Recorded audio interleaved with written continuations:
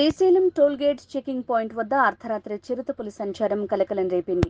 అటవీ ప్రాంతంలో నుంచి చిరుతపులి బయటికి వచ్చి టోల్గేట్ చెకింగ్ పాయింట్ వద్ద కుక్కను చంపి అడవిలోకి తీసుకువెళ్లింది. దర్శనార్థం భక్తులు వెళ్లే మార్గంలోని రోడ్డుపై చిరుతపులి కుక్కను చంపి తీసుకువెళ్లడంతో భక్తులు భయాందోళనకు గురయ్యారు.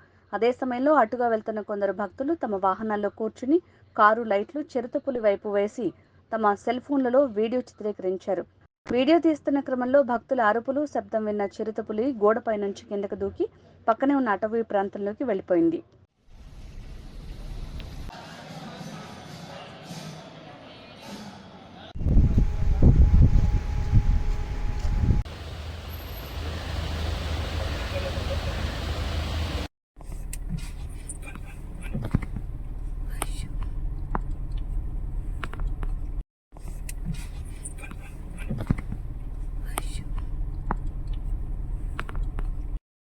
కనిపించిందిగా హ్యాపీగా